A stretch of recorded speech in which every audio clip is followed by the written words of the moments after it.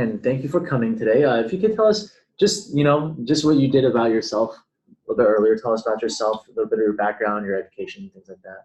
Yeah, my name is Ryan Glover. I'm from Chicago, Illinois.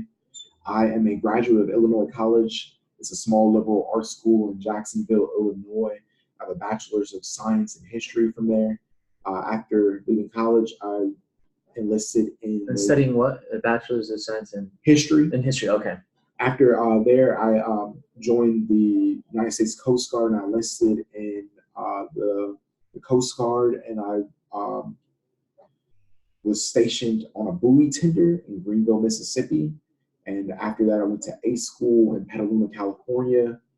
And I was then stationed on an MSST in LA, Long Beach. And after the military, I pursued acting for a little while. I went to the New York Film Academy 1-year acting school. And then I was also I was struggling, just doing trying to make it work as an actor.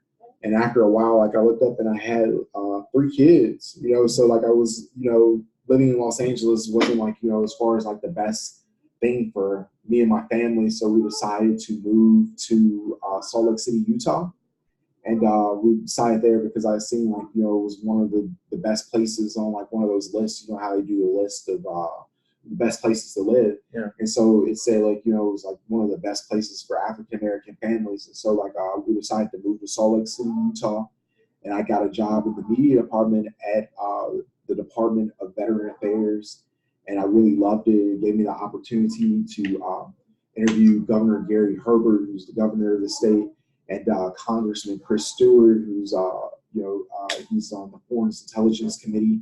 And I really enjoyed living in Utah, and I think it was a wonderful place, and it gave me an opportunity to pursue freelance writing, and I would reach out to a bunch of different hip hop artists that would come through on the tour stops, because as you would imagine, there's not a lot of hip hop publications and stuff and everything in Salt Lake City. So people would allow me to kind of come up and get intimate interviews and stuff and everything with them. And after about a year though, me and my wife, we realized that Utah wasn't the place for us. So we decided. Why is that? It wasn't the most diverse places you could imagine. Oh. And so what my wife was used to. What do you mean by diverse? If you don't mind me asking. There's not a huge African American community. There obviously are African American people, and stuff and everything, but you don't really meet very many. I didn't meet a whole lot of African American people there, and also the religious difference, because people are Mormonism is a predominant religion in Utah, but they're great, and stuff and everything. I think some of the Mormons, not to say that they're not kind or but it wasn't necessarily diverse in that aspect. Yeah. So if you're not Mormon, so you would feel excluded. Mm-hmm. So I think we didn't have an interest in being Mormon, so we realized that it wasn't probably in our interest to stay in Salt Lake City, Utah. So we decided to move to Palm Coast, Florida. And because she had always had this dream of living in Florida and stuff and everything because of the beaches and stuff and everything. And we decided to move to Florida. We were living there, and it was really nice as far as the beaches and stuff and everything. But outside of that, there wasn't as much opportunity in Florida, as there was in Salt Lake, which is something I noticed right away. And also the educational system and stuff and everything in Florida wasn't really great. So we started looking for places and stuff and everything that would have great public school education. And through our research and stuff and everything, we came up on Cambridge, Massachusetts, Mm-hmm. and we decided to move here. And speaking of education, you also, aside from your BS, you going to Harvard right now. Yeah, I attend the Harvard Extension School, and I'm taking classes there. I've got a 3.2 GPA, and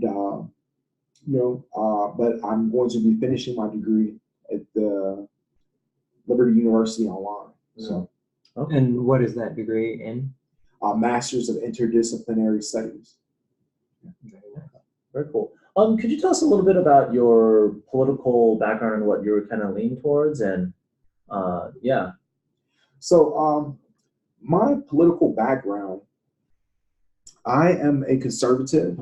I would classify myself, I think, as a moderate conservative. My beliefs, I've pretty much like been conservative my entire life. Um, I like my grandfather is traditionalist. He's a traditionalist conservative, and my father, he's a lifetime member of the NRA.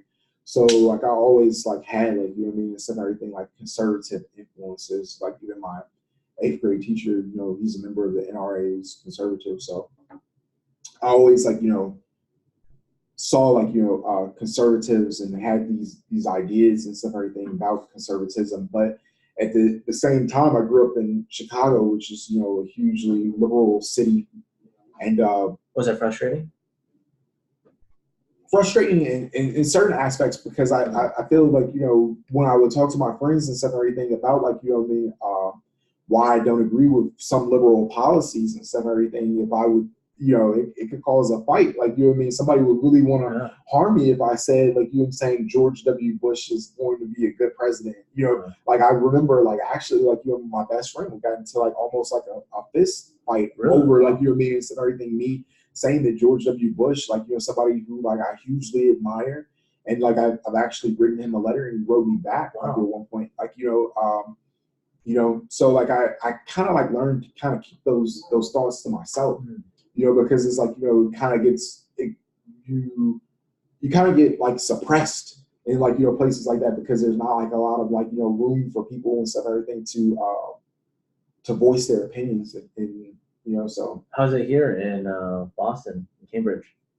I mean, it's very liberal here. This is a very liberal place. I think like a lot of people, I'm an adult now, so like the people are a lot more open-minded. Harvard, though, is like pretty liberal, but like I think they have like conservative speakers come speak here. Like I think like today, for instance, like Trump's strategic communications advisor is doing like a speech at the Kennedy School of Government. So like I think it's a lot more of an open-minded like forum for ideas and stuff, everything. So. And then you can, if you have any questions, I'm kind of just.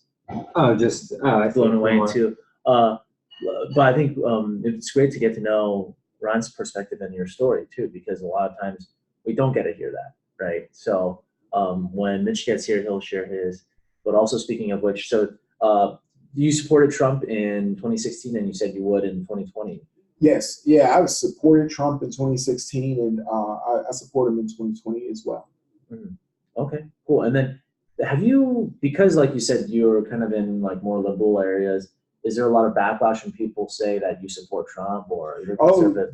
Yes, it's a ton of backlash. Anytime like, and some everything, I get backlash from conservatives and liberals.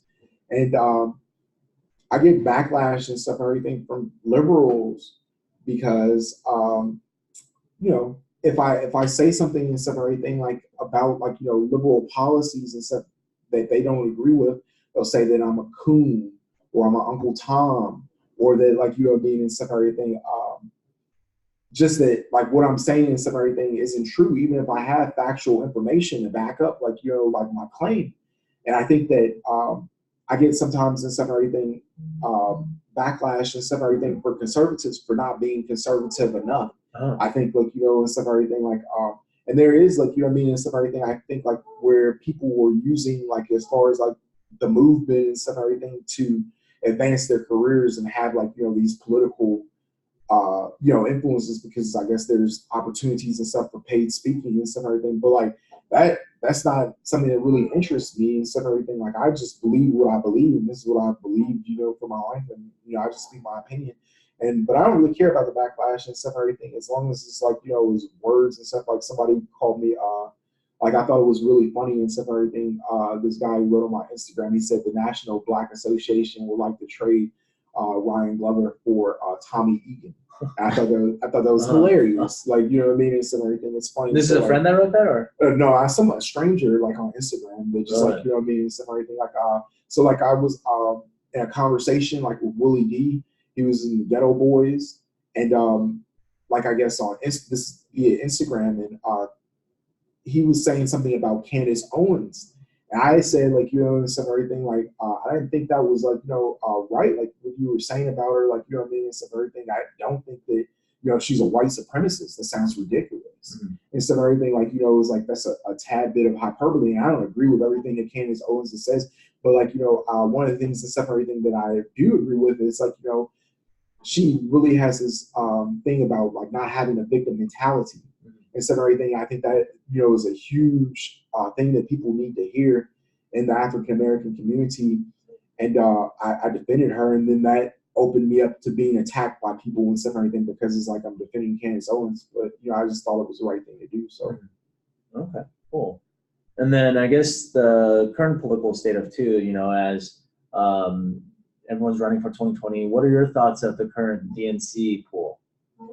Well, I think like a lot of the candidates and stuff and everything, they're not qualified to run a McDonald's. Like, what I mean, and stuff and everything. That's just being honest. Like, and stuff and everything. I wouldn't trust them. I think like I've met a lot of them and stuff and everything because I've gone out and stuff and everything to coverage and stuff because I love government. I'm willing to listen to like other people's beliefs and stuff and everything. But I think there's some candidates and stuff that obviously aren't serious candidates, and they are doing it for probably ulterior motives, like and stuff, the opportunities to get press and picked up in like different publications and stuff, candidates and stuff that I like what they had to say, like Tulsi Gabbard, who I've been interviewed with on my YouTube channel. I think she is like an excellent candidate, and what she said in the debates about Kamala Harris is something that I've been telling people and stuff, everything growing up and spending time in California. I recognize and stuff, everything like the injustices and stuff, everything in the criminal justice system, and I had a chance to speak to people about that. But I think Bernie Sanders says a lot of things that are important for people to hear. Yes. Hey, how you doing? Good, I'm good. Doing well, Jason. Oh, How do you just? Oh, I know you from Black and Boston. Oh, no kidding. And then we'll wrap up, and then we'll switch off too. Okay, cool. And then, do you want to finish that one sentence too? Yeah. Sorry to interrupt it. Oh yeah, but I think Bernie Sanders has like a lot of important things to say. That he raises like a lot of important topics, but like I'm not necessarily in agreement with his policies. I know like socialism and stuff and everything. I just look at how it's affected other countries, and then as far as the medical system, for instance, in Canada, people don't know that like you have to wait like 3 months for a doctor's visit. Yeah. So like I think like those are things and stuff that are important to look at, but like a lot of the things that the issues that he raises are very important. I don't hear that spoken about like enough on like from conservatives. Cool. Thank you so much. Let me